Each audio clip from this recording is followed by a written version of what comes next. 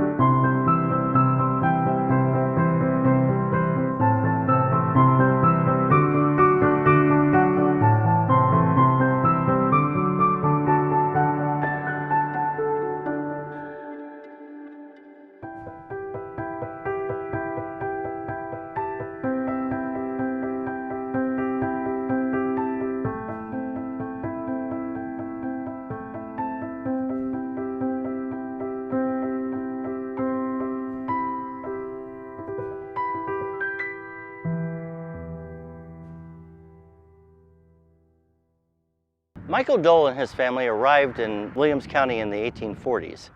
They were prompted to come here by Mrs. Dole's brother, Mr. Dunlap, who had a farm here. Michael died in 1868 and was one of the early burials here in Lash Cemetery. Michael's grandson, Robert G. Dole, moved away from Williams County and settled in Kansas. And his grandson had a rather interesting career. He became the United States Senator from the state of Kansas, Robert Dole. In 1996, a few weeks after Senator Dole accepted the Republican nomination for President of the United States, he made a visit to Montpelier and he visited the grave of his ancestor.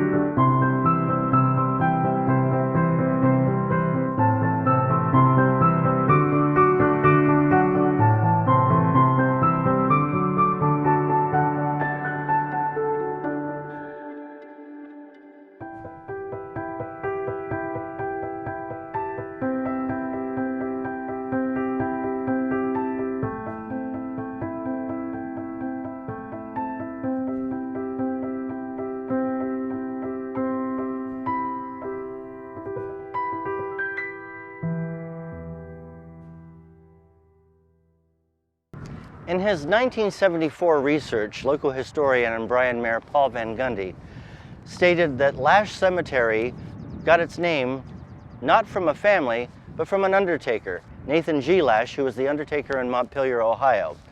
And Mr. Lash and his wife are the only Lashes buried here that I know of. For the Williams County Public Library, this is Denver Henderson. Stay safe, stay healthy. I bid you peace.